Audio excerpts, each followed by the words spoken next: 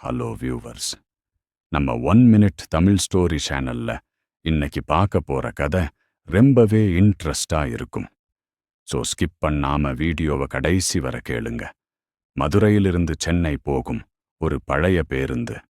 ஒரு நாள் இரவு 11 மணிக்கு ரவி அந்த பேருந்தில் ஏறினான். பேருந்து ஆல்மோஸ்ட் காலியாக இருந்தது. கடைசி சீட்டில் ஒரு பெண் மட்டும் உட்கார்ந்திருந்தாள். வெள்ளை சேலை, தலை குனிந்து. ரவி அவளை கவனிக்கவில்லை. அவன் முன் சீட்டில் உட்கார்ந்தான். பேருந்து நடு இரவு காட்டுப்பாதையில் போகும்போது திடீர்னு லைட் ஃபிளிக்கர் ஆக ஆரம்பிச்சது. டிரைவருக்கும் பயம். ஆனா பேருந்து ஓடிக்கிட்டே இருந்தது. ரவி தூங்கப் போனான். அப்போ திடீர்னு அவன் காதில் ஒரு குரல், தண்ணி குடிக்கணும். அவன் திரும்பி பார்த்தான். அந்த பெண் அவன் பக்கத்திலேயே நின்னிருந்தாள். பாட்டில் இல்ல என்று ரவி சொல்ல அவள் சிரிச்சா. எனக்கு தண்ணி கிடைக்கல, அதான் நான் இன்னும் போகல. ரவி கலங்கிப் போனான்.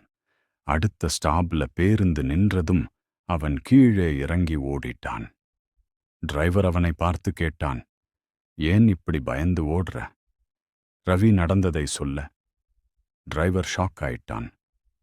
அந்த சீட்ல யாரும் இல்லப்பா.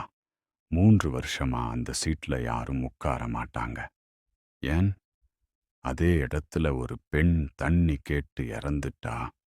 ட்விஸ்ட். ரவி கையில இருந்த பாட்டில் கீழே விழுந்தது. அதில் பாதி தண்ணி இல்ல. யாரோ குடிச்ச மாதிரி